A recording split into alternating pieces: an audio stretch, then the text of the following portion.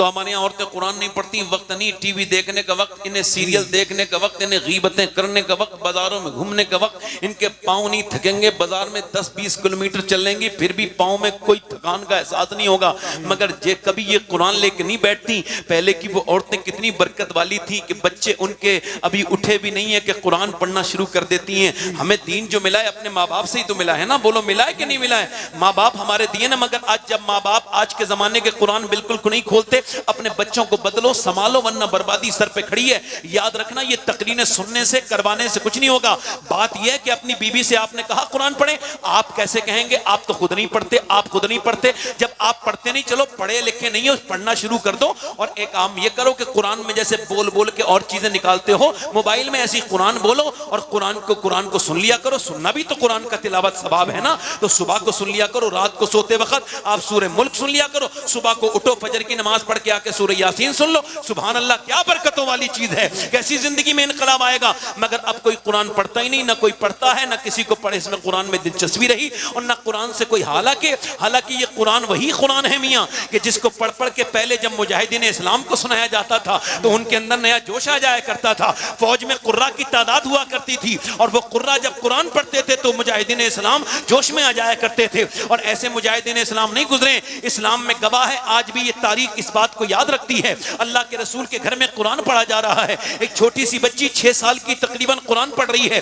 हालांकि उस पे ऊपर पर्दा फर्ज नहीं है, मगर फिर भी उसकी चादर सर से नीचे को चली गई। जैसी चादर नीचे को गई है, उनकी वालदा घर से बाहर आई है, घर में किचन में काम कर रही थी, अंदर आई, देखा बेटी के सर पे चादर रख दी। अम्मी आपने मेरे सर पे दुपट्टा क्यों रखा? इस वजह से कि नाना नाराज हो जाते हैं। वो बच्ची रोने लगी, मालूम है, कहने लगी नाना जान से कह देना मुझे माफ कर दे, अगली बार तो मैं ज़ैनब गर्दन कटा दूंगी मगर सर पे से चादर नहीं हटाऊंगी। ये कौन नवासी हुजूर की थी? मेरे आका करीम की नवासी थी, अली की बेटी थी, 6 साल की उम्र में जिसकी माँ उसके सर पे दुपट्टा रख रही। सुभान अल्लाह, सुभान अल्लाह।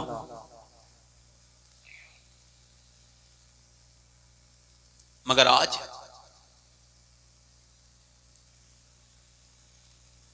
एक साहब से मैंने कहा था 10-12 साल पहले, मैंने कहा तुम्हारी बेटी ये जीन्स पैंट पहन रही है, 12 साल की हो गई, बारिश आ रही है क्या? है? नहीं। अच्छा बता दो भाई। अच्छा हवा चल रही, सुभान अल्लाह, सुभान अल्लाह। कोई जा तो नहीं है? और करूं? 1 घंटा हो गया मुझे बोलते, और बोलूं 2-10-5 मिनट, दिल लगा के बोलो जरा सुभान अल्लाह, सुभान अल्लाह। तो एक साहब से मैंने कहा जरा अपनी बेटी को समझाएं, ये जीन्स की पैंट, मर्दों का लिबास पहनना ये हराम है। ए भाई कहां जा रहे हो? ए कहां जा रहे हो? हैं? नहीं, और कोई साहब भी जाना चाहते हो चले जाओ, कोई बात नहीं, कोई बात नहीं, चले जाओ, कोई हाजत है आपको, चले जाओ, कोई बात नहीं। अब सुनिए, तो मैंने उनसे कहा तो ये एक औरत ने सिर्फ मर्द के जूते पहन लिए थे तो हुजूर ने उस पर लानत फरमाई, और आज छोटी छोटी बच्चियां जीन्स पहन रही है, 10-10 साल की लड़कियों को जीन्स पहना रहे हैं जी। और याद रखो मुसलमानों में 2 तरह की लड़कियां हैं, तीसरी कोई औरत है ही नहीं, 2 ही क्वालिटी हैं। एक क्वालिटी तो यह है कि वो पर्दा करेगी ही नहीं, चाहे किसी की मौत में जाए फिर भी उसके जिस्म पे टाइट हराम और सख्त हराम। ये देखो जैसे ये आस्तीन खुल रही है, ऐसे वुजू करने के लिए औरत जा रही हो और कोई मर्द उसको देख रहा हो, एक शरीयत में ये है, फुकहा ये लिखते हैं अगर औरत अपने वुजू करने के लिए जाए और उसको गैर मर्द देखें और कोई ऐसी जगह है नहीं जो पानी ले जाए, मजबूरी है, तो उसके लिए हुक्म यह है कि वो वुजू करे ही नहीं, ये अपने हाथ ना दिखाए बल्कि तयम्मुम करके नमाज पढ़ ले। अब आप जरा अंदाजा करो, गौर करो, शरीयत ये कहती है कि औरत मर्द नमाज पढ़े तो यहां तक हाथ लेके आए। देखो जरा गौर करो, एक लड़की वो है जो पर्दा छोड़ नहीं रही है, एक लड़की वो है जो पर्दा कर नहीं रही है, और ये जो कर नहीं रही है इससे आप कितना कह दो, शादी में जाएगी तो बेपर्दा, पार्टी में जाएगी कि कहीं बारात में जाएगी तब बेपर्दा, किसी की फातिया में जाएगी तब बेपर्दा, तीजे 40 में तब बेपर्दा। इसको पता ही नहीं कि औरत का पर्दा कितना जरूरी है। इसी वजह से बेहयाइयां फैल रही हैं, बेगैरतियां फैल रही हैं, बेशर्माइयां फैल रही हैं। सुनो, मर्द नमाज पढ़ता है तो कहता है अल्लाहु अकबर, यहां हाथ लाता है यहां, और इसने बांध दिया, अब यहां उसने जो है ना हाथ बांध लिया, अब वो औरत के लिए हुक्म ये नहीं है कि वो हाथ यहाँ तक लाए बगले खोले, नहीं नहीं, औरत के लिए हुक्म ये भाई यहाँ पे हाथ लाए और बांध ले। अब जब और नमाज पढ़ता है मर्द तो खुल के सजदा करता है, औरत के लिए सिमट के सजदा करने का हुक्म है। औरत जब जाएगी काबे में तो वो सफा मरवा में दौड़ेगी नहीं, बल्कि वो हल्के चलेगी, और जब वो दौड़ेगा मर्द तो वो कहेगी इब्राहिम की खातून तो दौड़ी थी, मुझे क्यों नहीं दौड़ने देते? कहा तुम दौड़ोगी तो तुम्हारी बेपर्दगी हो जाएगी। अल्लाह को खबर है कि मर्द के जिस्म का बनावट और है तो औरत की जिस्म की बनावट और है, इसलिए अल्लाह ने औरत की नमाज अलग कर दी, मर्द की नमाज अलग कर दी। औरत मरे तो 3 कपड़े और मर्द मरे तो 3 कपड़े का कफन, और औरत मरे तो 5 कपड़े। अल्लाह जानता है मर्द के जिस्म की बनावट और है तो कफन का मामला अलग और कफन अलग, नमाज अलग। अब जरा गौर करो, फिर भी औरतें पर्दा नहीं करती, फिर भी बेपर्दा हैं, लड़ाई झगड़ा कर लेंगी मगर पर्दा नहीं करेंगी। एक तो वो औरत है, एक वो औरत है जो एक वो लड़की है जो खड़ी है एक कॉलेज के सामने, और जैसे ही वो कह रहा है कि ऐसा करो कि तुम अपना बुर्का उतारो वरना तुम्हें एग्जाम में इम्तिहान में बैठने नहीं दिया जाएगा, वो कह रही है मैं नहीं उतारूंगी, क्या तुम्हारा इम्तिहान छूट जाएगा। उसने ली कॉपी और उसके मुंह पे मार के कही ले अपने पास इसे पकड़, मैं कोई तुझे राजी करने के लिए दुनिया में नहीं आई, मैं तो आमना के लाल को राजी करने के लिए। सुभान अल्लाह, जिंदाबाद जिंदाबाद।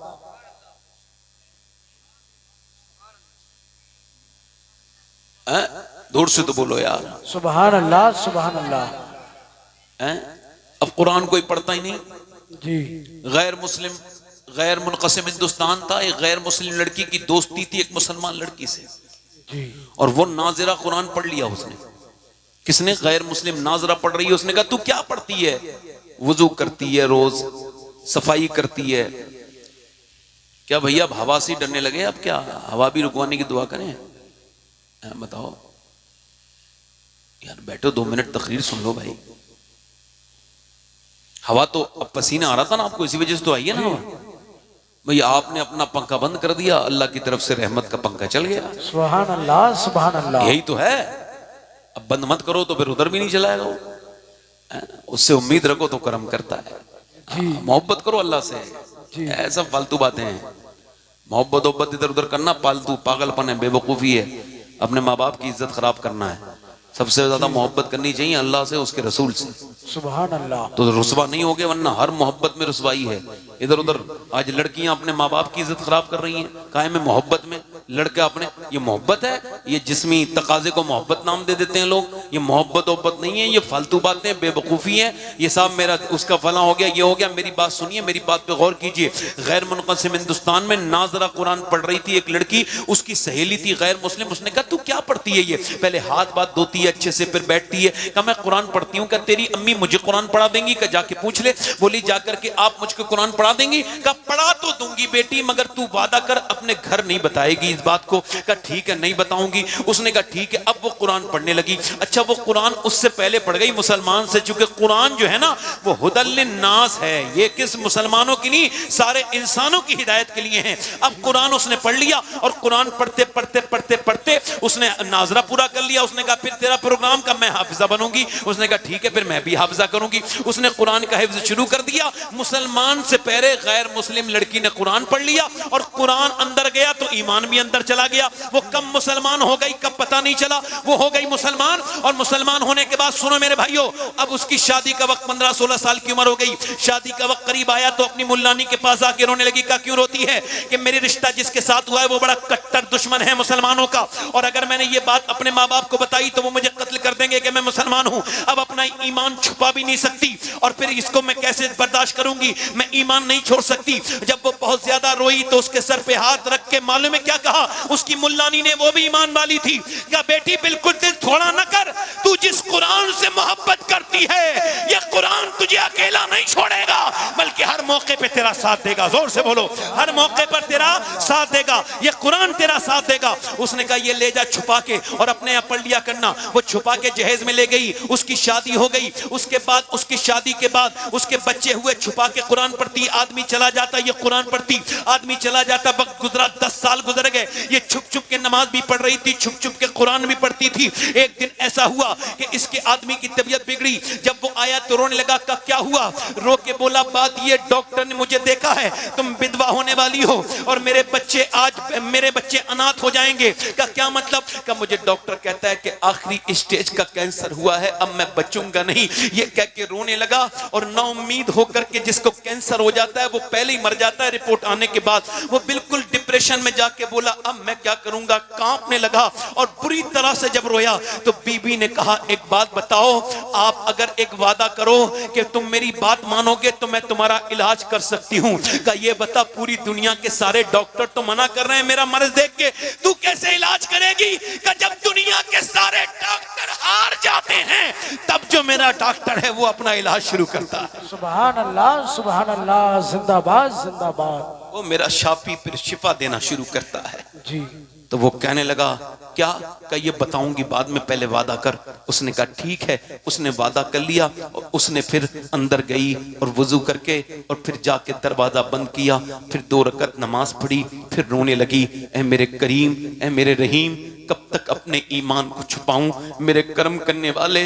अब मैं पढ़ रही हूं। उसको खबर था, उसकी मुल्लानी जब वो कुरान किसी बीमार को पढ़ना होता था उसको, तो वो सूरह फातिहा पढ़ के दम करती थी। इसने भी सूरह फातिहा खोला और इय्याका नअबुदु व इय्याका नस्तईन पे गई तो रोने लगी और कहने लगी, मालिक मैं तुझे पूछती हूँ और तुझसे ही मदद चाहती हूँ, मेरी मदद फरमा दे मेरे मालिक, मैं तेरी कमजोर बंदी हूँ मेरे करीम। ऐसी रोई। उसने फिर वो एक प्याले में पानी उसको दिया फूंक के, उसने पी लिया। 1 दिन 2 दिन 3 दिन रोज रोती, रोज पीती, रोज कुरान पढ़ती। और फिर उसने ये हुआ कि 1 महीने के लिए कहा था, 1 महीने बचेगा, मगर 2 महीने हो गए, 3 महीने हो गए, 4 महीने। चेकअप करा के आया तो घर में मुस्कुराते हुए दाखिल हुआ और रोने लगा और फिर रोया, मुस्कुराया। का क्या हुआ? का तू बता, तूने कैसे इलाज किया है मेरा? का क्या हुआ? का डॉक्टर ने जब मेरा चेकअप किया तो कहने लगा, ऐसा लगता है तुझे कभी कैंसर था ही नहीं, तेरा जिस्म तो बिल्कुल नॉर्मल है, कई बार चेकअप किया है फिर भी मैं बिल्कुल नॉर्मल आया हूं। ये बताओ कि आखिर तूने कैसा इलाज किया है? अल्लाहु अकबर। वो कहने लगी, जिस इस्लाम से तू नफरत करता है उसी रब के कुरान को मैंने पढ़ पढ़ के तुझे पिलाया है। अल्लाहु अकबर। अब तेरी जो मर्जी चाहे वो कर। आदमी बोला, मुझे कलमा पढ़ा के मुसलमान कर दे। जब मैं उससे नफरत करता था तब तो उसने मुझे शिफा दे दी, आज जब मुझसे मोहब्बत करूंगा तो कितना करम फरमाएगा। सुभान अल्लाह, नारे तकबीर।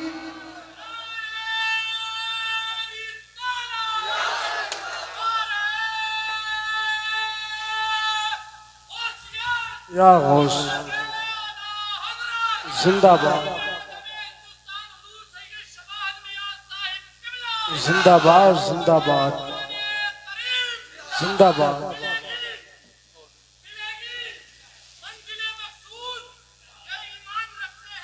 जी। सुभान अल्लाह, सुभान अल्लाह।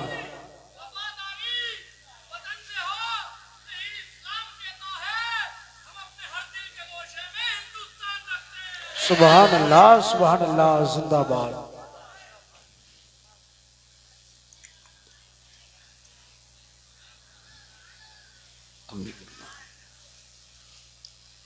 तो कुरान पढ़ोगे इंशाअल्लाह? जी। जल्दी बोलो, कुरान पढ़ोगे इंशाअल्लाह? दिल लगा के बोलो, पढ़ोगे ना इंशाअल्लाह कुरान? जी। हाँ, जितने कागज के लोग हों सब अपने घर चले जाएं।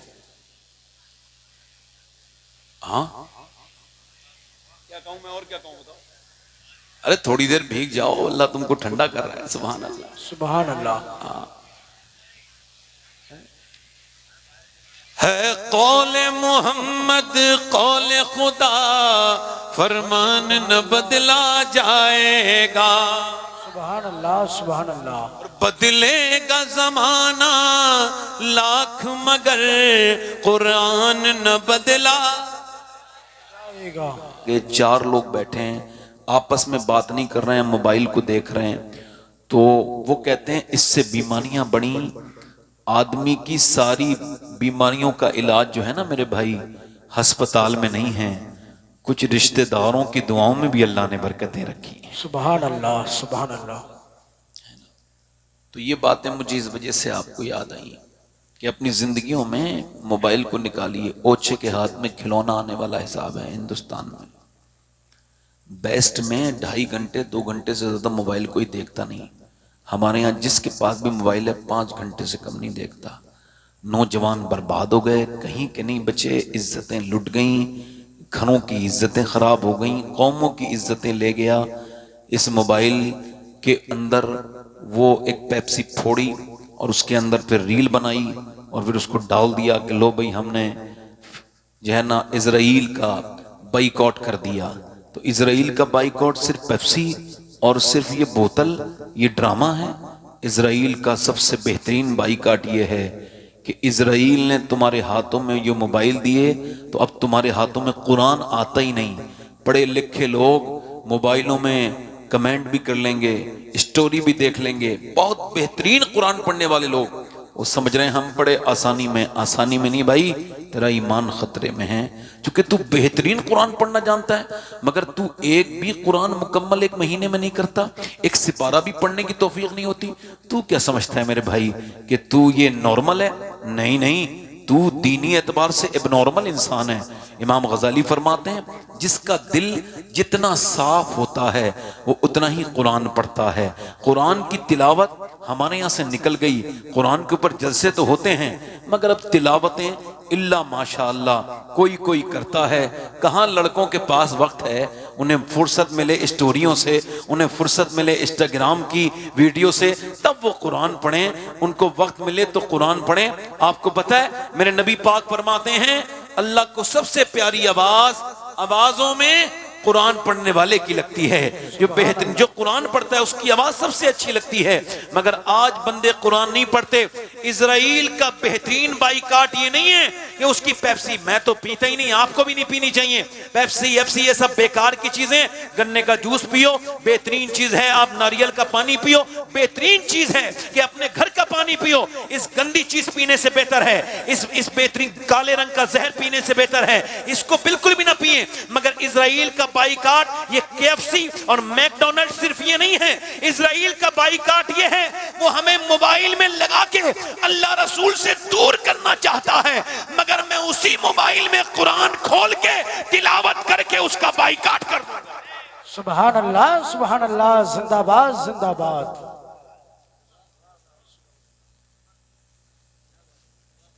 क्या ख्याल है?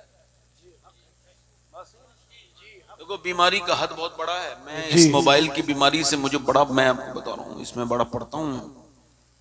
5 घंटे से ज्यादा जो मोबाइल की जिसकी स्क्रीन टाइम है वो नॉर्मल इंसान नहीं है, पागल है जी, या होने वाला है। अगर यही हाल रहे मोबाइल के तो अगले कुछ दिनों में 10 साल के अंदर हर घर में एक पागल होगा जो मोबाइल की वजह से पागल हो गया होगा।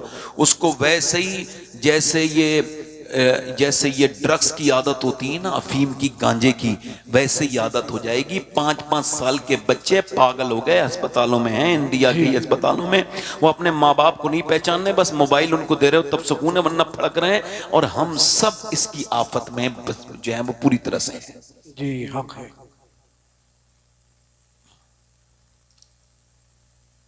इस वजह से अपने माओ से गुजारिश है कि बच्चों के सामने मोबाइल ना देखें। बच्चा जैसा देखता है वैसी तो करता है जी। बताओ, अब वो माँ बाप को बड़ी शिकायत है कि बच्चे मोबाइल नहीं छोड़ते, और तुम आप भी तो नहीं छोड़ते ना। हाँ, आप लोग खैरियत से हैं? अल्हम्दुलिल्लाह। क्या नाम है इस गांव का? लहरा कमंगर। लहरा, माशाअल्लाह, बहुत पुराना सुना हुआ नाम है। हमने अपने बचपन से इस गांव का नाम सुना है, चूंकि हमारे जनेडा शरीफ की काफ़ी रिश्तेदारियां इस गांव में हैं। अल्लाह ताला आपको सलामत रखे। अब सुभान अल्लाह कहने मतलब आपके यहाँ भी जब कहो तभी कहते हैं लोग सुभान अल्लाह। सुभान अल्लाह, यानी आपके यहाँ भी गाड़ी अभी धक्का पलेटी चल रही है जी। हम तो समझ रहे थे आप स्टार्ट हो गए ऐसे। भाई कहने से अल्लाह को पाक कहोगे, वो तो जितना आपका है उतना ही मेरा है। करीम इतना है कि तुम बोलते हो, बोलने से पहले सुन लेता है। सुभान अल्लाह, सुभान अल्लाह। और ऐसे सुनता है कि जो दिल में बातें करते हैं ना हम लोग, वो भी सुन लेता है। खुदा की कसम, अल्लाह ही है जिससे मोहब्बत की जाए। वो मोहब्बत, उसकी ज़ात इतनी अजीम है, वो कहता है मैं 70 माओं से ज्यादा मेहरबान। वो मेरे शेख मुहियुद्दीन अब्दुल कादिर जीलानी गौसुल आजम फरमाते हैं ये सिर्फ मिसाल है, मिसाल है, मिसाल कि माँ से वो 70 दर्जे ज्यादा प्यार करता है। ये मिसाल के लिए समझाया है, वरना वो जितना प्यार करता है उसकी कोई मिसाल दुनिया में हो नहीं सकती। सुभान अल्लाह, सुभान अल्लाह। जितना प्यार करता है। हाँ, हजरते सैयदना जुनैद बगदादी तकरीर कर रहे थे, एक शराबी उठ के खड़ा हुआ, मैं तौबा करना चाहता हूँ साहब, क्या अल्लाह मुझे माफ कर देगा? कहा तेरी माँ तेरा इंतजार करती है? कहा नहीं हुजूर मैं तो शराबी हूं ना। तो वो तो नामुराद हो गई, नाउम्मीद हो गई है, क्या पता कहाँ पड़ा होगा शराब पी के, अब इंतजार नहीं करती, तेरा भाई नहीं करता, तेरी बहन नहीं करती, तेरी बीबी का हुजूर वो भी थक गई है, मेरे बच्चे भी मुझसे नाउम्मीद हैं, सब नफरत करते हैं, कोई मेरा इंतजार नहीं करता। आप रोने लगे। कहा आप क्यों रोते हैं? फरमाया सुन, तेरे माँ बाप तो तेरा इंतजार नहीं करते, तेरी बीबी, मगर तेरा रब और उसकी रहमतें तेरी तौबा का इंतजार कर रही हैं। सुभान अल्लाह, सुभान अल्लाह। और ये मौत से पहले है मामला, इससे पहले तौबा कर ले, वरना ये दुनिया है तुझे फांस के मारेगी। 20-25 साल की जिंदगी जवानी की होती है, इसी में मार देगी, छोड़ेगी नहीं तुझे। और बेहतरीन तौबा वो है जो जवानी में की जाए। जी। और मेरे हुजूर फरमाते हैं कयामत के दिन कोई भी साया नहीं होगा मगर वो अर्श के साये के नीचे खड़ा होगा जिसको गुनाह की मोहलत तो मिली हो मगर उसने गुनाह न किया हो, यानी जिना की मोहलत मिली हो, यानी मोबाइल पे गंदी वीडियो देखने की मोहलत मिली मगर नहीं देखा, इंशाअल्लाह अर्श के साये में खड़ा होगा। सुभान अल्लाह, सुभान अल्लाह। ये नेगेटिव दौर है, पॉजिटिव लोग कम हैं दुनिया में इस वक्त। नेगेटिव मौलवी भी बहुत बड़े नेगेटिव पड़े हैं दुनिया में, बड़े खतरनाक हैं। हाँ, अल्लाह ताला सबको सलामत रखे, हम तो दुआ ही कर सकते हैं। हाँ, कुछ ऐसे दुश्मन हैं आप उन्हें जानते भी नहीं, अपने मैं तो ऐसे लोगों को जानता भी नहीं उनको। और मगर मैं कभी कोई मेरे बारे में कोई बात करता है तो मैं जवाब नहीं देता, नहीं। हाँ, अगर वो किसी बुजुर्ग के बारे में कोई बात करे तो मैं खामोश भी नहीं रहता, मगर पर्सनली कोई मेरे बारे में बात करता है तो आप भी ना जवाब दिया करें। भाई आप बताइए, किसी ने अरस्तु से कहा गधे के बच्चे, तो मुस्कुराने लगा, तो उसके शागिर्दों ने कहा हुजूर ये आपको गधे का बच्चा कह रहा है, आप मुस्कुरा रहे हैं? फरमाया बता मैं इंसान का बच्चा हूं, ये मुझे गधे का बच्चा कह रहा है, तो मैं इसकी अकल पे तो मुस्कुरा रहा हूं, ये पागल हो गया, इंसान के बच्चे को गधे का बच्चा कह रहा है। जी। जब कोई आपसे बदतमीजी करे तो आपको वो अपने करीब लाना चाहता है, जी, अपने बराबर करना चाहता है। वही जैसे कहीं भी किसी भी प्लेटफॉर्म पे, चाहे फेसबुक पे, चाहे दुनिया में, वो आपकी जो बुराई करता है वो चाहता है कि आप भी उसकी करें जी, और उसके जैसे हो जाएं। नहीं, हालांकि अल्लाह का शुक्र है मैं अच्छा खासा ठीक ठाक बेहतरीन किस्म का खतरनाक किस्म का भी जवाब दे सकता हूं। इस वक्त अल्लाह ने इतना मुझे नवाज अपने फजल से, उसका शुक्र है, मगर मैं कभी जवाब देता नहीं। ये ऐसे है कि जैसे आप कहीं निकल के जा रहे हैं और कोई सुअर किसी जो है वो सुअर जो है वो किसी नाले वाले में लौट रहा है और उसने आपके छींटे दे दी, तो अब आप या तो वही एक छींट लेके चले जाइए या फिर उतर जाइए उस नाले में। उसे कोई गंदा कर सकते हैं आप, है ना? तो बस आप अपना काम कीजिए। वासिफ अली वासिफ फरमाते हैं जिसको लंबे सफर पे जाना हो वो रास्ते में उलझता नहीं है, वो निकलता चला जाता है। वाह वाह, है ना? अल्लाह सलामत रखे। 2-3 शेर पढ़ना चाहता हूँ, इजाजत है? पढ़ दें? बताओ। दोनों हाथ उठा के बोलो या हुसैन। माशाअल्लाह, सारे हम अल्हम्दुलिल्लाह अहले सुन्नत हैं। कौन हैं? अहले सुन्नत। देखो, एक तबका तो वो है जो कभी इनसे अहले बैत से मोहब्बत नहीं करता, वो अहले बैत को नहीं मानता। एक तबका वो है जो सहाबा इकराम का मुखालिफ है जी। और हम हैं अहले सुन्नत और हम हैं अहले जन्नत, इस वजह से कि हम अकेली दुनिया में ऐसी जमात हैं जो खुल के सहाबा का भी नारा लगाते हैं और खुल के अहले बैत का भी नारा लगाते हैं। सुभान अल्लाह, सुभान अल्लाह। हम हर सहाबी के भी गुलाम हैं और अहले बैत के हम जो है वो बिलखुसूस अहले बैत से मोहब्बत करने वाले लोग हैं। हम सहाबा इकराम से खास तौर से प्यार करते हैं, यही हमारी पहचान है। जी हक है। अल्लाह ताला हमको अहले सुन्नत पर मसलक आला हजरत पे कायम रखे। 2-3 शेर पढ़ता हूँ, जरा दिल लगा के बोले सुभान अल्लाह। सुभान अल्लाह। चलो ठीक है। अल्लाह ताला आपके हाथों को किस सलामत रखे। दोनों हाथ उठा के बोलो लब्बैक या रसूल अल्लाह। लब्बैक या रसूल अल्लाह। अब आप भी अगर कुर्सी दूर लेके बैठ जाते तो आपको फायदा तो हो जाता। जैसे वो लोग हम कह रहे हैं सुभान अल्लाह को, तो वो लोग तो कह नहीं रहे, उन्हें पता है हम तो दूर हैं, हमसे थोड़ी कह रहे हैं जी। मगर भाई हो तो दूर मगर दिल के तो करीब हो ना जी। आपको भी जरा शामिल होना चाहिए। कुर्सियां करीब ले आओ थोड़ी सी। आपका चेहरा मुझे नजर नहीं आ रहा है, आपका दीदार करके तकरीर करूंगा। जरा थोड़ा सा आगे आ जाओ, बड़ी मेहरबानी। वो लोग जो उधर बैठे हैं बॉर्डर के नीचे, आप कुर्सियां आगे ले आओ थोड़ी आ सी। जाइए भाई, आ जाइए जो नीचे बैठे हैं। हाँ नीचे बैठने की नहीं और आप करीब आ जाओ, आपकी बड़ी मेहरबानी। कुर्सियां लेके माशाल्लाह आ जाओ, वहीं आ जाओ, बुलाने मोबाइल से आ जाओगे। थोड़ा करीब आ जाओ भाई, आ जाओ, बढ़ लो थोड़ा सा। माशाल्लाह मशवरा कर लो, बढ़ना चाहिए कि नहीं। दीने मोहम्मदी का उजा सुभान अल्लाह। ला हुसैन है। सुभान अल्लाह। सुभान अल्लाह।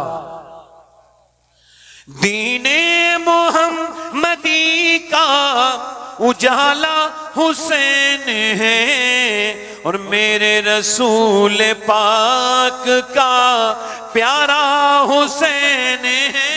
नारे तकबीर, नारे रिसालत, नारे रिसालत।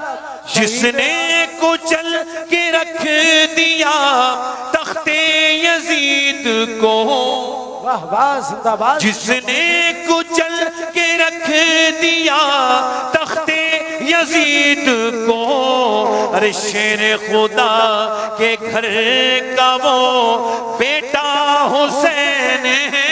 सुभान अल्लाह। सुभान अल्लाह। जिंदाबाद जिंदाबाद। शेर खुदा के घर का वो बेटा हुसैन है।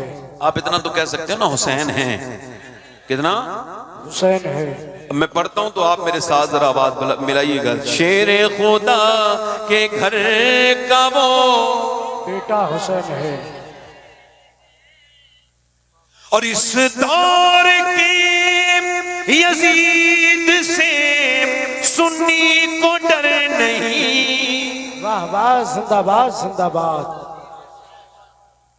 इस दौर के यजीद से सुन्नी को डर नहीं। अरे क्योंकि हमारे सीनों में जिंदा हुसैन है। वाह वाह जिंदाबाद जिंदाबाद। सुभान अल्लाह। सुभान अल्लाह। मैं यजीद किसे कह रहा हूं समझ रहे हैं ना? हाँ तो बस आप जोर से बोले सुभान अल्लाह। आज तक यजीद को लोग मानते तो हैं मगर खुल के नहीं कहते जी। घुमा फिरा के कहते हैं ऐसा नहीं था तो वैसा था तो ऐसा जी नहीं था। हमारे बुजुर्गों ने यजीद को जब भी लिखा पलीद लिखा जी। हक है ना। देखो यजीदी तो बताते नहीं और हुसैनी छुपाते नहीं। जी हक है। वाह वाह। उसके भी उस यजीद को अपना न कह सके। वाह वाह जिंदाबाद। उसके भी उस यजीद को अपना न कह सके और दुनिया ये कह रही है हमारा हुसैन। सुभान अल्लाह। सुभान अल्लाह जिंदाबाद। दुनिया ये कह रही है। एक शेर और सुनिए जी अता हो। मैं इशारा करूंगा आप समझ जाना। पिटना ही है वो सीना जिसमें नहीं हुसैन। वाह वाह जिंदाबाद जिंदाबाद। पिटना ही है वो सीना जिसमें नहीं हुसैन। हम आशिकों के सीनों में आका हुसैन। सुभान अल्लाह। सुभान अल्लाह। और खौफे अजीम दियत हो शबाहत को किस लिए। दादा है इसके गौस तो नाना हुसैन। वाह वाह जिंदाबाद जिंदाबाद। यजीद आज भी बनते हैं लोग कोशिश से, जी। और हुसैन खुद नहीं बनता, खुदा बनाता है। सुभान अल्लाह, सुभान अल्लाह। बोलो बात ठीक है? थोड़ा ईगो कम करें भाई इसका, मेरी आवाज जरा थोड़ी सी ठीक करें, गूंज इसमें कम करें, ट्रेबल बढ़ाएं, जोर से बोलें आप जरा सुभान अल्लाह, हल्की सी आवाज में, हल्का सा आवाज बस, ठीक है, यहाँ छोड़ दें, बहुत अच्छा बोल, बहुत अच्छा माइक है। मैं अर्ज कर रहा था, यजीद आज भी बनते हैं लोग कोशिश से, और हुसैन खुद नहीं बनता। बोलो खुद नहीं बनता, जल्दी बोलो, खुद नहीं बनता, खुदा बनाता, खुद नहीं बनता। अच्छा ये देखो, किसी ने अपनी मर्जी से अपना बाप नहीं चुना है, ना मैंने ना आपने, जी हक है। इसी वजह से अगर ऐसा होता कि अपनी मर्जी से ऑप्शन होता तो कोई भी बच्चा किसी गरीब के घर बच्चा पैदा होना नहीं चाहता, किसी रिक्शे वाले के घर कोई बच्चा पैदा होने नहीं चाहता, कोई पसंद नहीं करता कि वो किसी मजदूर के घर पैदा हो। मगर ये अल्लाह की कुदरत है, ना अपनी मर्जी से इंसान बाप चुनता है, ना अपनी मर्जी से माँ चुनता है, ना इंसान अपनी मर्जी से अपनी बहन का इंतखाब करता है, ना अपनी मर्जी से अपने भाई का इंतखाब करता है, ना अपनी मर्जी से अपने नाना का इंतखाब करता है, ना अपनी मर्जी से अपनी नानी का इंतखाब करता है। इसी वजह से किसी का बाप ठीक है तो माँ ठीक नहीं, और माँ ठीक है तो बाप ठीक नहीं, किसी की बहन ठीक है तो भाई परेशान करता है, भाई ठीक है तो फिर बहन परेशान करती है, किसी की नाना ठीक है तो फिर नानी ठीक नहीं, और अगर नानी ठीक है तो फिर नाना ठीक नहीं। मगर हुसैन का अकेला ऐसा खानदान है पूरी कायनात में जिसे जिधर से देखो लाजवाब है।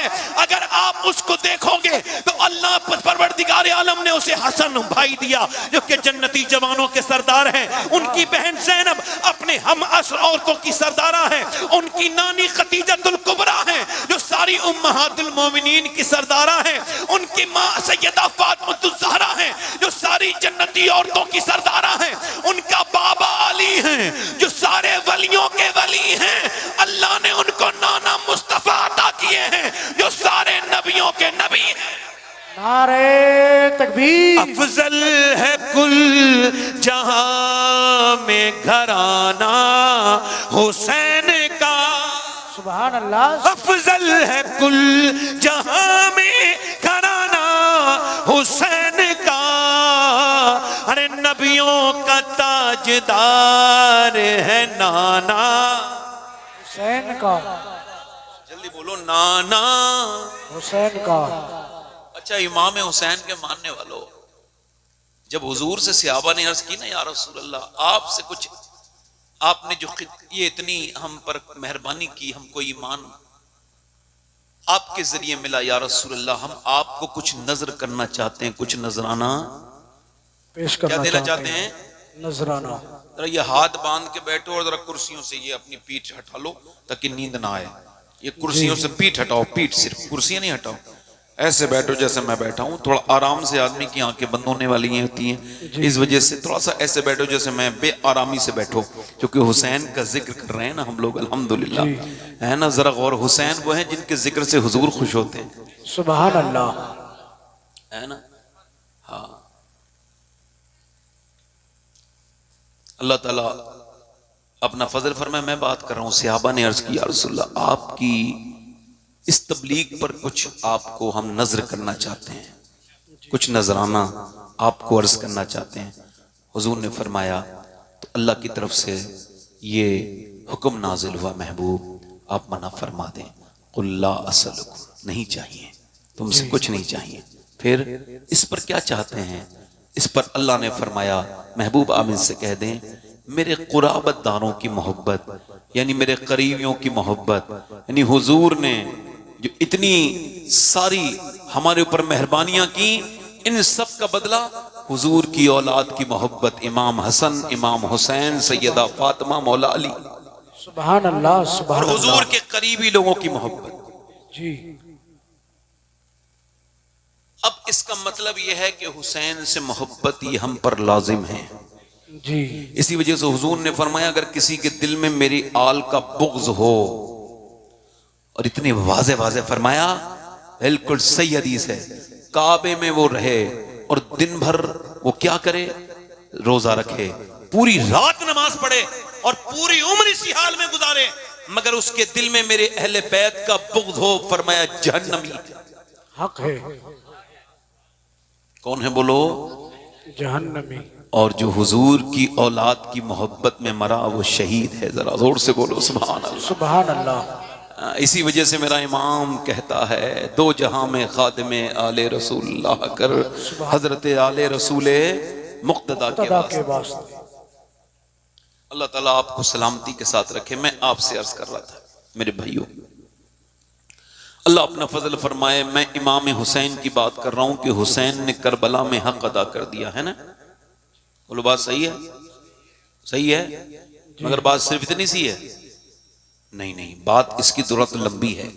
हुसैन ने हक तो अदा किया है, मगर इकबाल कहता है, डॉक्टर इकबाल, कि जब लोग मुझसे कहते हैं कि हुसैन इब्ने अली ने करबला के मैदान में हक अदा कर दिया, तो मैं कहता हूं ये बात अधूरी है। इसका इब्तिदाइया ये नहीं है, इसकी तमहीद ये नहीं है, इसका दिवाजा ये नहीं है, बल्कि इसकी शुरुआत ये है कि पहले अली ने बाप होने का हक अदा किया और फातिमातुज़ ज़हरा ने मां होने का हक अदा किया, फिर हुसैन ने करबला के मैदान में अपने बेटे होने का हक अदा किया। सुभान अल्लाह, सुभान अल्लाह। फलां की लड़की ने उसकी नाक कटा दी। नहीं नहीं, लड़की नाक नहीं कटाती, पहले उसकी मां बदतमीज होती है जी। हाँ, पहले बाप बेशर्म होता है, फिर बच्चा बिगड़ता है। ज्यादातर केसों में ऐसे ही होता है, इल्ला माशाअल्लाह। भाई कुछ रेयर केस होते हैं, माँ बाप दोनों नेक होते हैं, औलाद बिगड़ जाती है, तो लोग कहते हैं भाई ऐसा होता है कि वलियों में ये जो है वो बिगड़ा हुआ आदमी पैदा हो। मगर ऐसा नहीं होता कि अक्सर ऐसा हो जी। क्योंकि जब बाप अहमद रजा होता है तो बेटा मुफ्ती आजम हिंद बनता है। सुभान अल्लाह, सुभान अल्लाह। ये सूरत हाल है ना? कहां चले भाई? अच्छा ठीक है। अल्लाह ताला इन चीटियों से भी हमें बचाए। आमीन। और कब्र के कीड़ों के बारे में सोचा करो। जब भी कोई कीड़ा आपके करीब आया करे ना, तो सोचा करो आज तो हट सकता हूं या हटा सकता हूं, मगर कल मैं जब होऊंगा तो वो बड़ी खतरनाक जगह है कब्र। ये इसी वजह से है, और कोई वजह नहीं। इसे देखो और बस ये समझो कि आज तो मैं हटा रहा हूं, कल नाक और मुंह में भी चलने वाले हैं।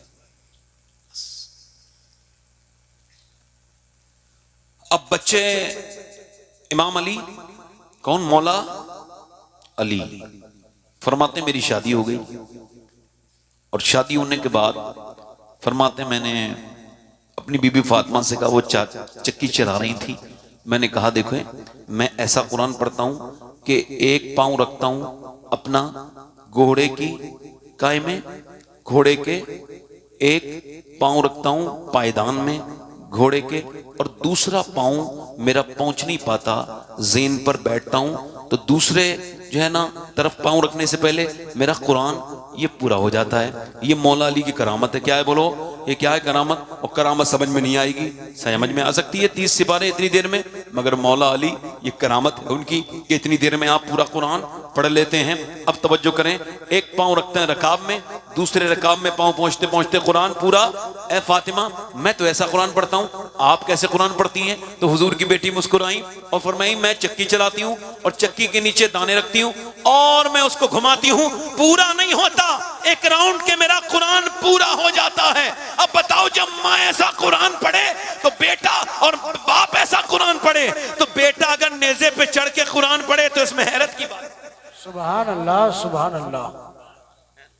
घर से कुरान पढ़ा गया है ना, पढ़ा गया है ना घर से कुरान। मैं आपसे क्या अर्ज कर रहा हूं, क्या हमारे यहाँ क्या बच्चा जैसी रोया तो औरत ने क्या किया कि उसके हाथ में मोबाइल दे दिया। अब वो मोबाइल का हो गया, वो मुतमईन हो गई, ठीक है भैया अभी खामोश हो गया, मगर वो खामोश नहीं हुआ है।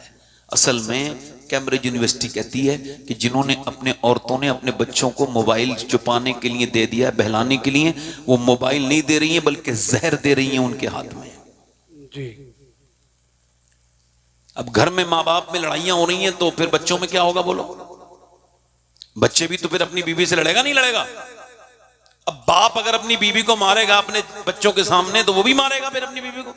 और जब कोई औरत पिटने लगे तो वो समझ जाए ये जो मुझे मार रहा है, कहे नहीं वरना और मारेगा, ये बात कहनी नहीं है, बस समझ आने के लिए कह रहा हूं। वो समझ जाए कि ये जो मुझे मार रहा है ये अकेले ही बदतमीज नहीं है, इसका बाप भी बदतमीज होगा, इसका दादा भी, ये खानदानी बदतमीज है जो औरत पे हाथ उठा रहा है। जी। औरत को सुधारने के चक्कर में कितने लोग सुधर गए। ये इससे सही मत करो। हुजूर ने फरमाया कि औरत मर्द की किधर से बनी है? ये बाहीं पसली से। इसको सीधा करोगे तो ये टूट जाएगी, मगर ये सीधी होना नहीं सकती। इस वजह से इसके साथ कोऑपरेट करो, इसके साथ अच्छा अखलाक से काम आओ, इसके साथ अच्छे से पेश आओ, इसके साथ हिकमत से काम करो, उसके साथ जो है ना बहस ना करो। बस अगर कोई मसला है तो बाहर निकल जाओ, और इससे बेहतर यह कोई बात हो जाए तो अपनी बीबी से अंदर कमरे में जाके माफी मांग लो। कोई बड़ी बात नहीं है ये। थानेदार से पिटने के अच्छे बेहतर है, अपने खानदान की इज्जत खराब करने से बेहतर है कि अंदर कमरे में जाओ, बीबी से अकेले में गो, भाई जो बात हुई खत्म करो, बात खत्म करो। और अगर ज्यादा परेशान हो गए तो यही होगा। और ये कोई बदतमीजी की बात नहीं। अपनी बीवी को रूठ जाने पे मनाना ये कोई बुरी बात नहीं है, ये कोई गुलामों वाली बात नहीं है। बल्कि आप तवज्जो करें, आज के जमाने में जितनी भी तलाक़ें हो रही हैं, इसमें सिर्फ औरतों की गलती नहीं है, मर्दों की भी गलती है। जब मर्द को हाकिम बनाया तो हाकिम की ज्यादा गलती बनेगी ना। बोलो किसकी बनेगी? हाकिम की बनेगी या महकूम की ज्यादा गलती बनेगी? क्योंकि हाकिम की गलती है ना, इस वजह से जब तलाक होती है तो ज्यादा गलती मर्द की मानी जाती है। इस वजह से उसे अकल ज्यादा थी, उसको तो दिमाग से काम करना चाहिए था ना। अब जरा गौर करें, कोई झगड़ा हो गया, इधर उधर की बात, अब आदमी ने बड़ी उधर से उधर के घर वाले बोलने लगे, उधर उसकी मां बोलने लगी, इधर इसकी मां बोलने लगी। कुछ तो बूढ़ी औरतें ऐसी हैं, बस ये मरते ही जहन्नम में जाएंगी जी, इनसे हिसाब ही कोई नहीं होना। ये बूढ़ी हो गई वही औरत जो अपनी बहू को तानी दे रही है, मतलब इसके कब्र में पैर लटके हुए हैं, मरने वाली है, मगर अब भी जहेज गिन रही है, इतना दिया है, इतना नहीं दिया, फलां को इतना मिला है, मेरे लड़के की तो किस्मत फूट गई, ये मिला। अरे तेरी तो किस्मत अभी सही करके फूटेगी, जब कब्र में जाएगी तो तेरी कुटाई होगी। बदतमीज, तूने किस गरीब लड़की को रुलाया है? तू गरीब लड़की को रुला रही है, उस परेशान को रुला रही है। लड़कियां आके कहती हैं कि हमें हमारा शौहर मारता है।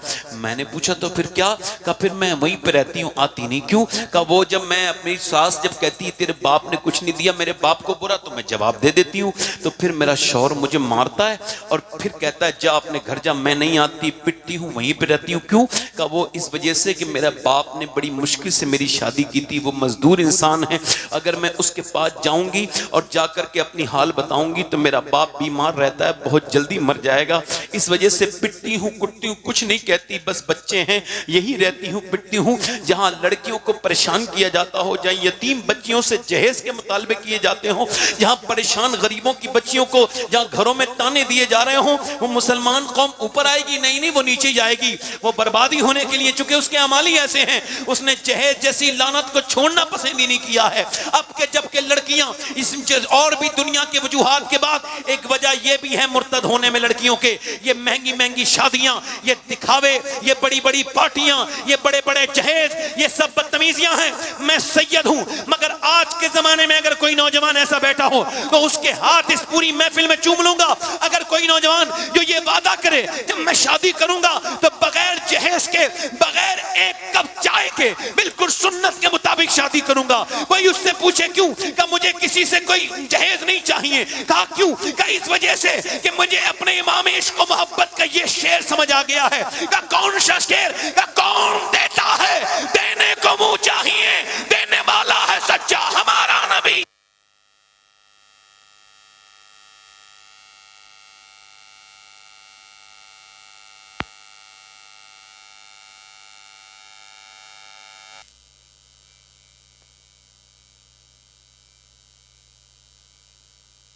सुभान अल्लाह, सुभान अल्लाह। मुस्कुरा के बोलो हाँ। तो मैं आपसे क्या अर्ज कर रहा था मेरे भाइयों, मेरे दोस्तों, ये चलन खत्म होना चाहिए। ये अपनी बीवियों के साथ बहुत अच्छे वाले मामलात कीजिए, अच्छे से जाइए। अब देखें आप, नमाज 5 बार फर्ज है, इस वजह से कि आपको याद रहे। देखें ना, 5 बार आप एक ही सूरह फातिहा पढ़ते हैं, क्यों? चूंकि आप भूले ना, ये नमाज अल्लाह की याद है।